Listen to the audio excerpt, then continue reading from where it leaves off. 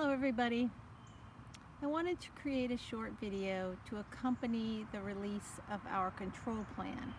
It's really a safety plan document that we've put together to provide some reference and guideline for employees as we move from the emergency measures during the shutdown to a new normal, so to speak, reopening plan. I do want to take a moment to thank all of our employees. You're all essential employees.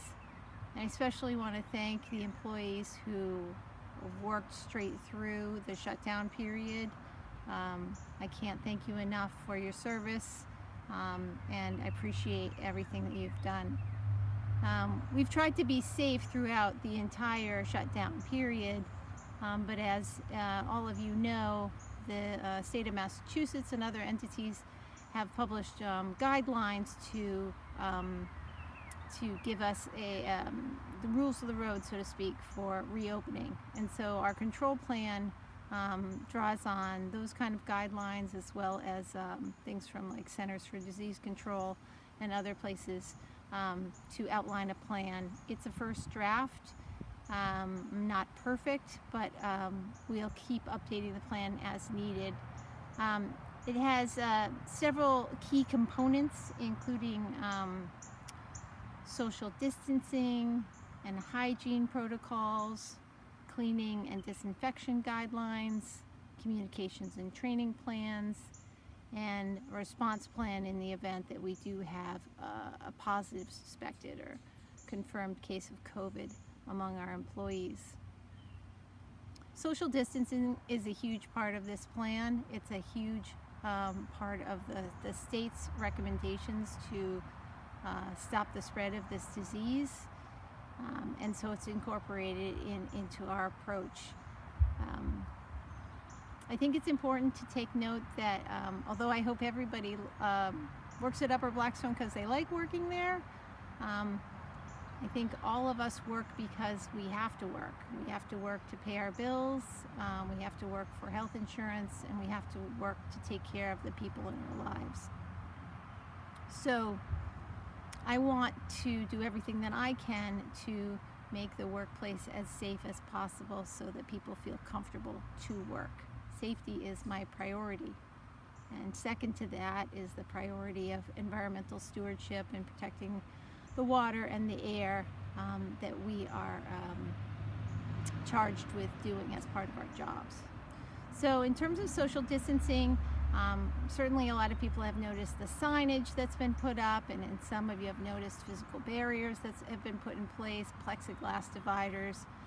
All of that is to try to create work environments so that employees can, in their workspaces, maintain at least a 6-foot distance from other employees during their regular, stationary, as it were, workspaces.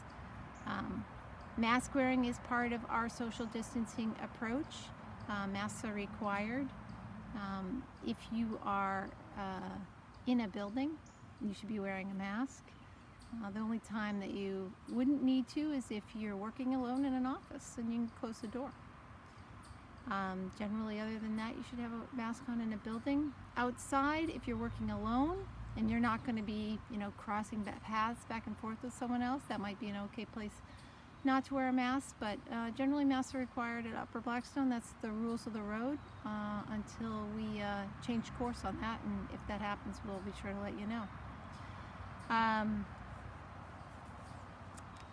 I want to highlight too that part of social distancing is not gathering in meetings groups. You might think that I love having meetings in the boardroom with all different groups of people. So we're not going to have those kind of meetings. Those are all going to be virtual meetings. We have a lot of outdoor picnic table type spaces set up for small outdoor gatherings. One of the great things that we can do, particularly this time of year, is spend a lot of time outdoors, so I highly encourage that for everybody that can do their jobs and still do that. In terms of hygiene protocols, there's a little bit in here about hand washing. Hand washing is a great practice. We've installed a whole bunch of additional hand sanitizer and hand wash stations, both inside buildings and outside buildings, to help employees, help contractors and visitors have ample opportunity for hand washing. There's nothing as good as hand washing. Using alcohol-based sanitizers is great when you don't have the opportunity to wash your hands the good old-fashioned way with soap and water. And you know, and the rest of the respiratory etiquette in terms of, you know, coughing in your elbow and all of that applies here too. But the control plan also has some stuff in it about cleaning and disinfection. I'm sure that many will notice signs up about that. We are doing daily cleaning as required in the guidance for areas like bathrooms and locker rooms and lunch rooms and meeting rooms. And so there's logs going to be posted on the wall, so you don't have to ask. You can just walk into a room and see that it has been cleaned recently. Ventilation is also mentioned in the control plan. Not all of the buildings at Upper Blackstone are designed to have fresh air changes, but they all do have air exchanges, but some of them have internally recirculated air for odor control or climate control purposes. There's been some thought put into all of that, and basically wherever possible we're trying to increase the amount of outside air that we can bring into spaces in order to increase the ventilation. That's part of the state guidance to make the workplace safer, and so we're doing that as well. So I'd like you to take a few minutes and read through this control plan. Like I said, it is a first draft, and we'll update it and continue to correct it. There's language in there too about if we do happen to have a positive case or suspected positive case, you can count on us for complete, transparent communication while respecting the privacy of our employees in terms of their medical personal privacy, of course. But we're not going to keep anything from anybody. We'll let you know what we know as soon as possible after we know it. You also will notice in the control plan reference to self-monitoring. We're adopting the approach of temperature taking. There'll be a temperature station to have your temperature taken with a non-contact thermometer for employees who arrive, I think it's like 6 to 9 a.m. Monday through Friday. People that arrive outside of those windows still going to do self-monitoring with temperature checks, and it might be a little bit different in different cases, whether a supervisor or somebody else assists with taking the temperature. It's not like we log the temperature and keep track of that. It's just that people are checking to make sure that the temperature is less than 100.4. Then you check the box that the person's name's been checked off, and that's it. They're not writing down temperatures or any kind of personal medical information, so you don't have to worry about that. If you have any safety concerns,